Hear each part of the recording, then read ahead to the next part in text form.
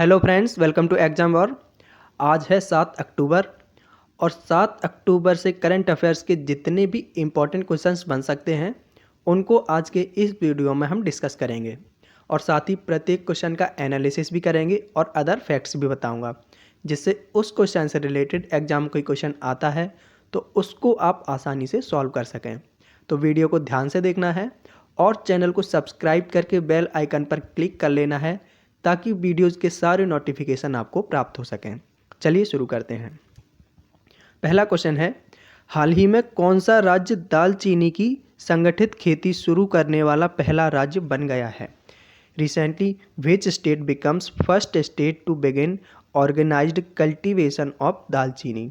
तो इसका सही आंसर हो जाएगा ऑप्शन सी, हिमाचल प्रदेश। हिमाचल प्रदेश हाल ही में दालचीनी की संगठित खेती करने वाला पहला राज्य बन गया है। तो अब बात करें हिमाचल प्रदेश की, तो ये है मैप में हिमाचल प्रदेश। हिमाचल प्रदेश हिमाचल प्रदेश की राजधानी है शिमला और धर्मशाला। यहाँ के मुख्यमंत्री हैं जयराम ठाकुर और यहाँ के राज्यपाल हैं राजेंद्र विश्वनाथ आर्लेकर। राजेंद्र विश्वनाथ आर्लेकर।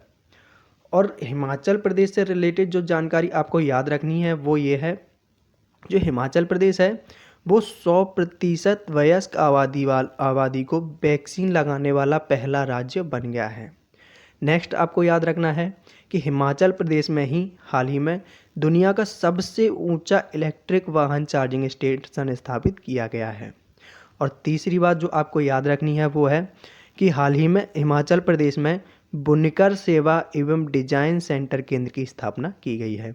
तो ये 3 पॉइंट आपको अच्छे से याद रखना है हिमाचल प्रदेश से संबंधित। अगला क्वेश्चन है, new urban India transforming urban landscape सम्मेलन सह एक्सपो कहाँ आयोजित किया गया था? New urban India transforming urban landscape conference come expo was held in. तो ये आयोजित हुआ था लखनऊ में। लखनऊ यानी कि बी आंसर आपका हो जाएगा, लखनऊ में आयोजित किया गया था। तो प्रधानमंत्री नरेंद्र मोदी के नेतृत्व में लखनऊ के अंदर 5 अक्टूबर को यह कार्यक्रम आज़ादी के 75वें अवसर पर आयोजित किया गया था। तो इतनी जानकारी आपको याद रखनी है इस क्वेश्चन से रिलेटेड। अगला क्वेश्चन है, पुलिस जांच में सहायता के लिए किस राज्य में नया सॉफ्टवेयर लॉन्च किया गया है? Which state launched new software to aid police investigation? तो इसका सही आंसर हो जाएगा तमिलनाडु। तमिलनाडु के अंदर किया क्या गया है? तो जैसे कि आपने देखा होगा आपके शहर में बहुत सी जगह कैमरे लगाए गए हैं। जिन लोगों ने 2-4 बार ट्रैफिक सिग्नल तोड़ा होगा उन्होंने तो काफ़ी अच्छे तरीके से देख लिया होगा। तो उन जो कैमरा होते हैं उन कैमरों का पुलिस के पास एक नियंत्रण होता है। ठीक है, तो अब तमिलनाडु में किया क्या जा रहा है? तो तमिलनाडु में नियंत्रण के साथ साथ ऐसा सॉफ्टवेयर डेवलप किया गया है जिससे चेहरे को पहचाना जा सके। तो अब होगा ये कोई भी अपराधी उस क्षेत्र में आता है जहां सॉफ्टवेयर काम कर रहा है तो वहां से आपको गिरफ्तार कर लिया जाएगा। आपको क्या जो अपराधी है उसको गिरफ्तार कर लिया जाएगा। तो आई होप आपको इतनी जानकारी समझ में आ गई होगी। अगर समझ में आ गई है तो वीडियो को लाइक कर दीजिए और चैनल सब्सक्राइब नहीं किया है तो चैनल को सब्सक्राइब कर लीजिए। और बात हो रही है तमिलनाडु की, तो ये है मैप में तमिलनाडु। तमिलनाडु की राजधानी है चेन्नई। यहाँ के मुख्यमंत्री हैं M.K. स्टालिन और यहाँ के राज्यपाल हैं बनवारी लाल पुरोहित। बनवारी लाल पुरोहित। अगला क्वेश्चन है, किस ड्राई फ्रूट की पहली खेप कश्मीर से रवाना की गई है? First consignment of which dry fruit flagged off from Kashmir? तो इसका सही आंसर हो जाएगा अखरोट। अखरोट की पहली खेप कश्मीर से रवाना की गई है। अगर आपको पता होगा तो जो भारत का कश्मीर है तो भारत का 90% अखरोट कश्मीर में ही पैदा होता है। तो इसकी जो पहली खेप है वो कहाँ रवाना की गई है? तो ये रवाना की गई है बेंगलोर में। बेंगलोर में। देखते हैं अगला क्वेश्चन। अगला क्वेश्चन है, कोविड-19 के इलाज के लिए जारी की गई नई दवा का नाम क्या है? Name new drug came for treatment of कोविड-19। तो इसका नाम है मोलनूपिराविर। मोलनूपिराविर। ऑप्शन ए आपका सही आंसर हो जाएगा, मोलनूपिराविर। तो इस दवाई का निर्माण मार्क एंड रिजबैक कंपनी के द्वारा किया गया है और ये दवाई वायरल ट्रीटमेंट के रूप में कोविड-19 के उपचार के लिए ली गई है।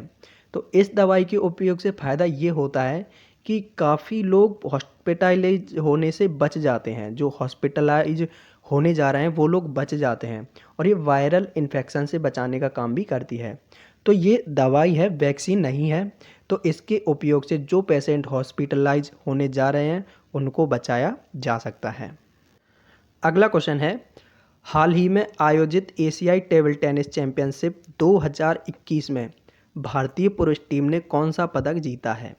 Which medal has been won by the Indian men's team in the recently held Asian table tennis championship 2021? तो इसका सही आंसर हो जाएगा ब्रॉन्ज मेडल यानी कि कांस्य पदक। तो हाल ही में जो भारतीय टेबल टेनिस टीम ने सेमीफाइनल में ये दक्षिण कोरिया से 0-3 से हार गए थे, तो इनको एशियन टेबल टेनिस चैंपियनशिप में कांस्य पदक या ब्रॉन्ज मेडल से ही संतुष्ट होना पड़ा। अगला क्वेश्चन है, हाल ही में घोषित फिजियोलॉजी या मेडिसिन में नोबेल पुरस्कार किसे दिया गया है? Who has been awarded the recently announced Nobel prize in physiology और मेडिसिन?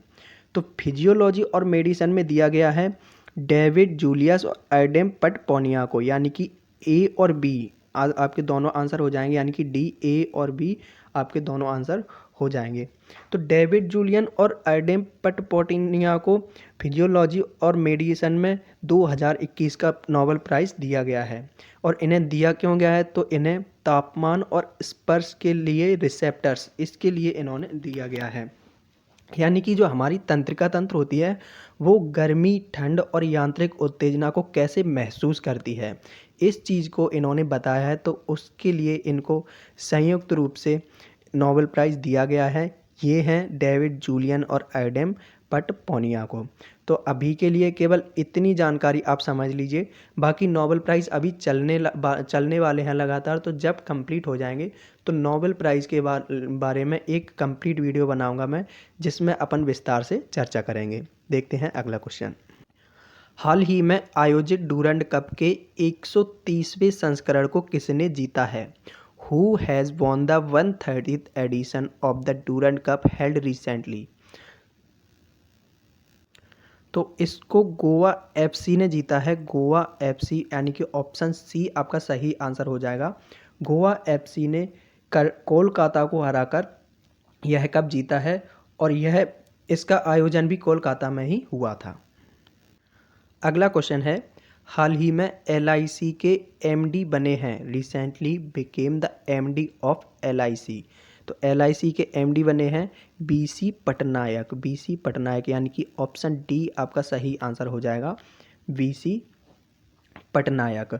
इन्होंने भारतीय जीवन बीमा निगम यानी कि LIC के प्रबंध निदेशक के रूप में कार्यभार संभाला है।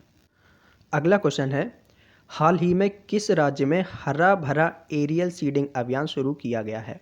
इन विच state Hara Bhara aerial seeding campaign has been started recently? तो इसका सही आंसर होगा ऑप्शन डी, तेलंगाना राज्य में हरा भरा एरियल सीडिंग अभियान शुरू किया गया है।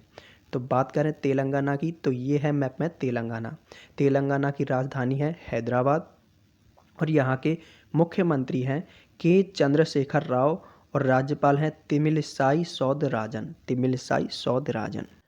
अगला क्वेश्चन है, किस राज्य के वाडा कोलम चावल और सफ़ेद प्याज को GI टैग दिया गया है?